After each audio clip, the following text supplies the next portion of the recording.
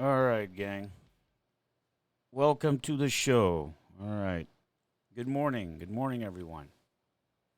So, I posted a TikTok video last night expressing my views about gun control.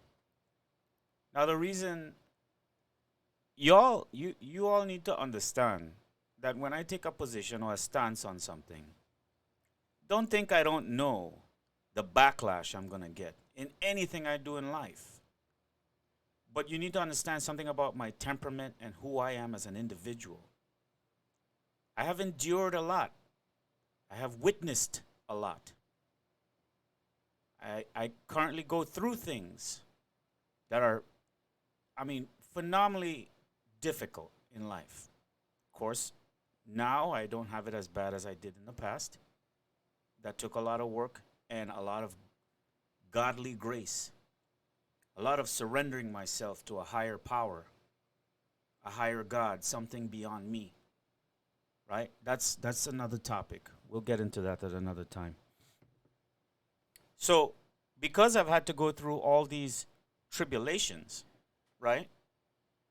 I've had a lot of growth, a lot of personal growth, a lot of personal experience. I am not an expert by any means. I am just your everyday, average, working class citizen. Goes to work, collects a paycheck, pay my bills, pay taxes, and I interact in the society. I'm involved on social media. I'm starting my own little podcast.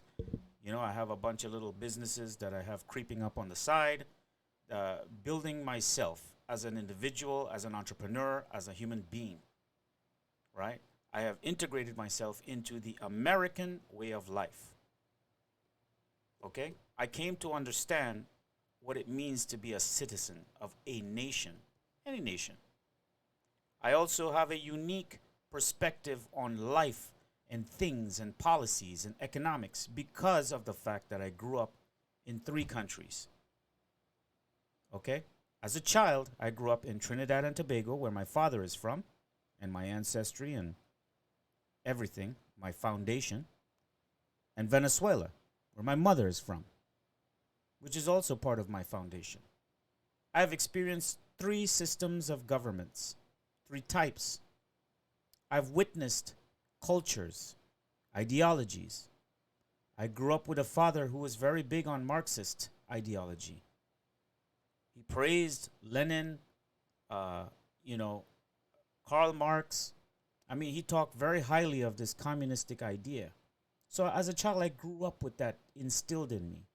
When I went through school, I was taught that overpopulation is an issue. The world's going to end. The ozone layer has a hole. These are all things I grew up with, right? When we moved as a family to the United States, back, I would say, well, first of all, I came first. I went to high school in Rockville, Maryland between 90, 93. No, it was somewhere between 96 and 99, so somewhere in that gap. I lived with my mother's side of the family, the Venezuelan side, in Rockville, Maryland. So even though I went to primary school and all that stuff in Trinidad, I got a British foundation education. I came to the US and got a high school education here. And I dropped out. I didn't complete my education, right? Went back to Trinidad, and then I lived a while there with my family. And then, due to a lot of hardships and things that we were going through as a family, we decided to move to Fairfield, Iowa, in the United States. My sister decided to go to Maharishi University of Management. Well, it was highly recommended by my father, of course, because, we're kids. And my father belonged to that movement. So we grew up with a very diverse background. We have family in all facets of ideologies and religious beliefs and political beliefs. And so we were very dynamic, eclectic, mixed, multifaceted type of a family, right? We moved to the US, and during my time here, I initial start in the United States was pretty rocky, pretty rough, right? Uh, Imagine moving into a society that teaches you about accountability, self responsibility, uh, you pulling yourself up by your bootstraps and making your life work. Imagine moving into this type of a society with a communistic ideology already implanted. It's tough. At first, things weren't going well for me. I mean, I ended up in and out of jail a lot. I was always in trouble with the cops. I was always dealing with mental health issues, going in and out of hospitals. I was in the military. I served in the National Guard. I did not get to complete my service because of mental health issues at that time. That's a whole other story. I mean, I've been on suicide watch multiple times. I've been on medication multiple times at that time.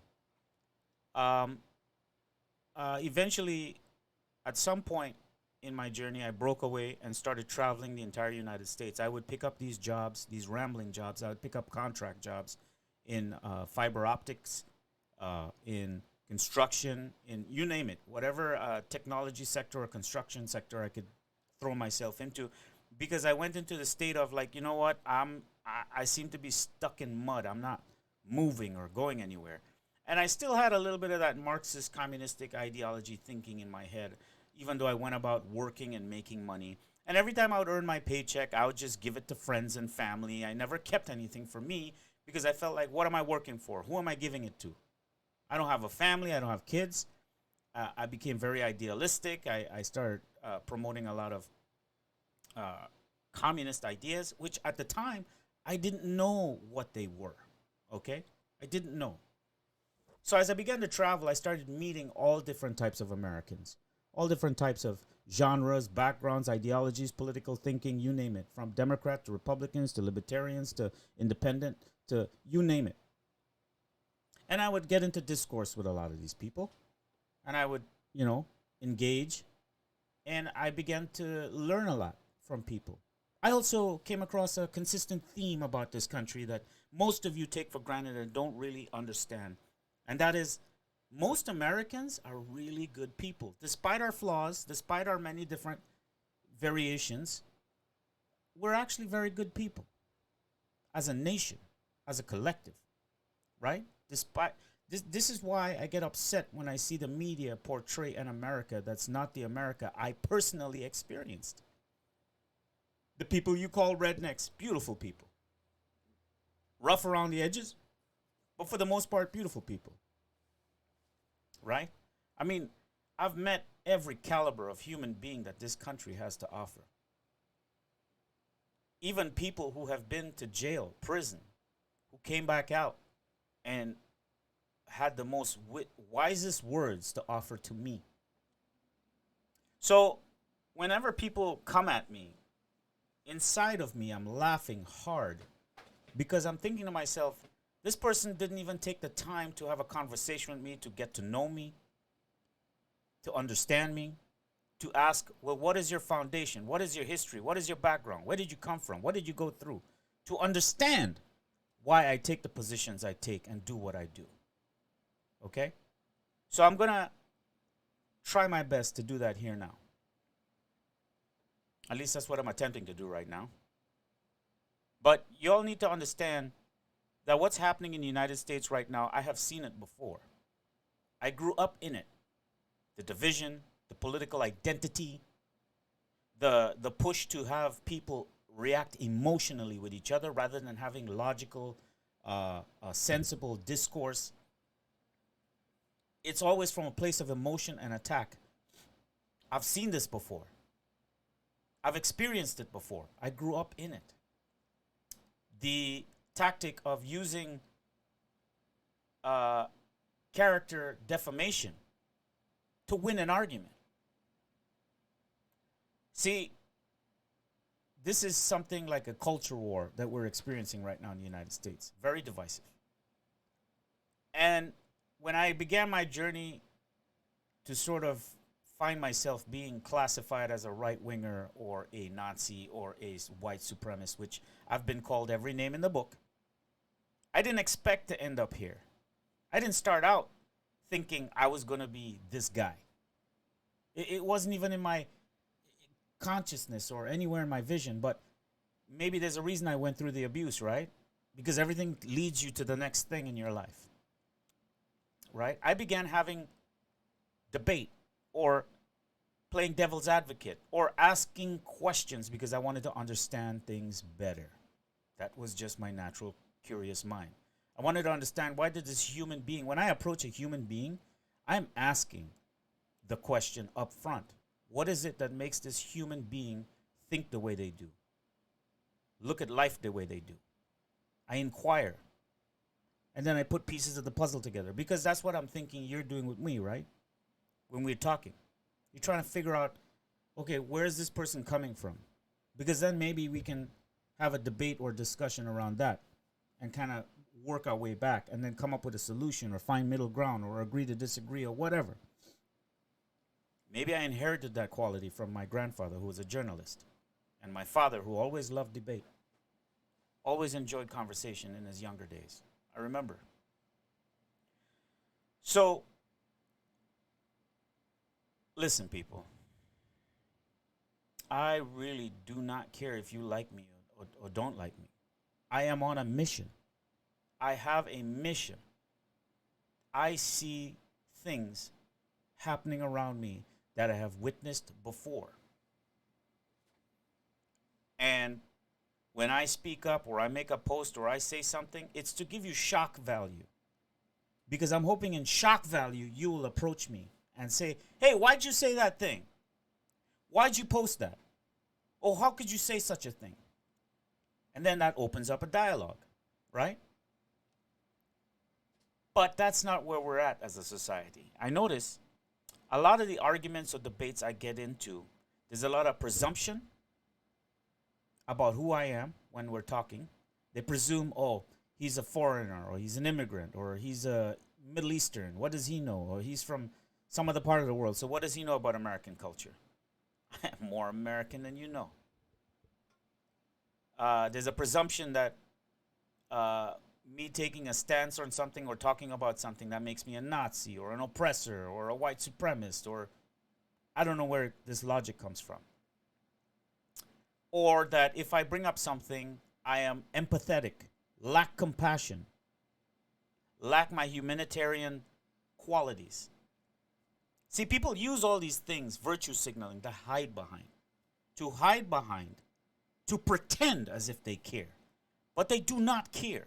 Because to care means that you will carefully enter a conversation with people to find a solution or to figure out what's going on, pluck out the sense from nonsense, lay out the facts, and then see how we can work a deal that works for everybody to the best of our ability.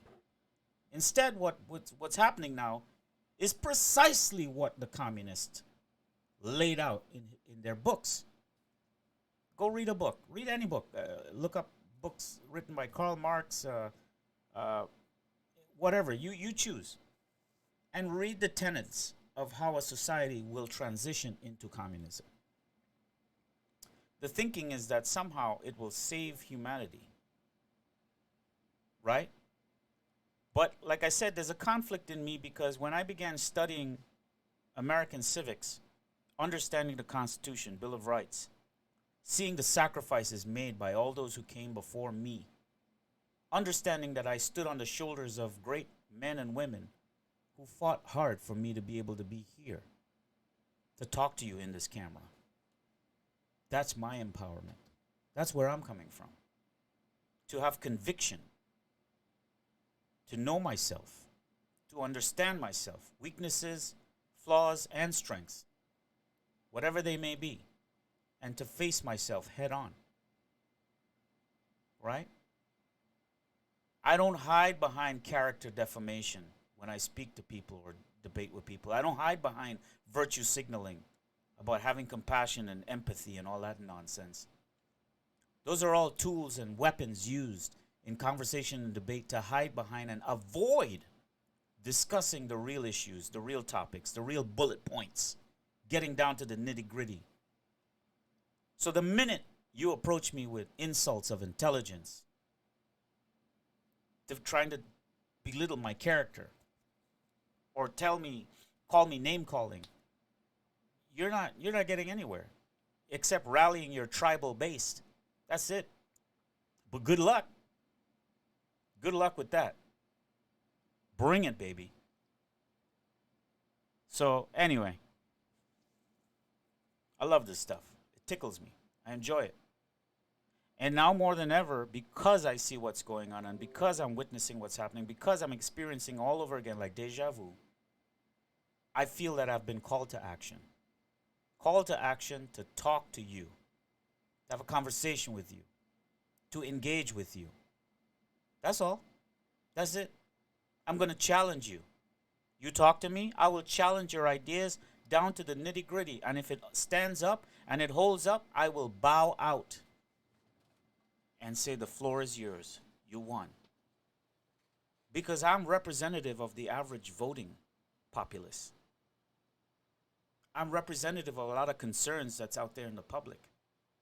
And to be dismissed and treated as if we're racist for asking a question, we're white supremacists for asking a question, we're Nazis for asking a question, asking the real questions. How are you going to take care of this? How are you going to solve that? Oh, really? You think that will solve the problem? Then why did we have this over here? And why did that happen over there? You can't begin to even answer any of these questions. You hide behind compassion, virtue signaling. I'm better than you because I care. Care about what? What exactly? You care about what? Really? You care about the bombs dropping in Yemen? The proxy wars that we as a country support? Arming the citizens of Ukraine with weapons? But yet you're worried about weapons in the United States? Come on, man. Get real. Who you guys fooling? You don't fool me. You're never going to fool me. I'm going to come at you like a hawk. I'm going to figure you out. Right? You people talk about shit, but you don't want to answer questions or get into a real nitty-gritty debate and discuss the real issues. We know that our system is flawed. We know that we have problems. But we're not going to get there with virtue signaling and acting as if you're better than your fellow countryman because he doesn't toe the line the way you do. That's not what a democracy is. You better wake up. You better smell the coffee or tea because, oh my goodness, shit's getting real, folks. In every way possible, it's getting real. So, pay attention, stay awake, talk to each other, have conversation, have debate, scream and argue if you want. And at the end of it, go get yourself an ice cream or drink a beer or do whatever. And love your fellow countrymen. That's where the real compassion is. Love thy neighbor. I don't give a shit if my neighbor is a Democrat, a Tiger King follower, or a Republican. I don't care. You pay taxes, you go to work every day, you earn a paycheck. You struggle with me in the ditches, in the trenches. We fight hard to try and make policies that help the less fortunate so that people could get on track to have an opportunity to make a life for themselves. For themselves. I don't want to give anybody anything. I want to pave the way so that they're able to pull themselves out of whatever situation. Give them opportunities. I'm not in favor of just handing somebody something. I was that guy. I've been on food stamps. I've lived in economic housing before. You know what? When I went through those experiences, I was like, I'll be damned if I'm going to stay here. I want to get to that guy over the street. And I became ambitious because that's what the American culture stimulates, ambition of the individual. And I appreciate that. That's why I live in these United States. Because if at one time I used to say, I don't want to live here, it sucks. I want to go live in Europe. Guess what? Europeans really aren't too fond of people coming over there. Go ask them. Then I thought I'll go live in Dubai. Guess what? I talked to a lot of Indians who live in Dubai or people who look like me. It ain't pretty. See, you all fail to realize what we have as a country, what was written on those documents. There are simplified versions you can find on YouTube. If it's too complicated, the English is too whatever, Just go look up YouTube and try to find someone who breaks it down for you in layman's terms. But appreciate what we have. And the America we have today is not representative of those documents. That's what patriots like myself are fighting to educate people about. The America you are experiencing and witnessing today is far cry from what was written in those documents. In fact, we've never gotten there. Maybe once in history, under Theodore Roosevelt and JFK, a few other presidents, Abraham Lincoln, who have tried to implement what was written in those documents and ensure that that's the quality of life we had as Americans. But the reality is that most Americans can't understand patriots when they talk because they've never witnessed an America that lives by those documents. So understand where we're coming from when we speak to you. We're trying to say that we're trying to get America to live by the doctrines that it has written, which it hasn't. We have secret courts, secret governments, secret agencies. So much secrecy going on. People coming in the middle of the night and taking you out of your house and taking you to undisclosed locations. Shutting down your social media platforms. That's not America. It's not the America I support. That's not free speech. Y'all need to wake up. Anyway, God bless. I hope you all have a beautiful week. Let's continue the conversation, dialogue with each other. Let's not be afraid. Let's not be shy. Let's have honest, open dialogue. Let's promote true free speech, even if it's speech you don't like. Because that's the risk you take in a democracy, in a free society. You have to be able to endure the things you do not like to hear or talk about, so that we can evolve and grow out of it as a collective. Know what you support. Understand it. Anyway, take care, folks. See you on the next one.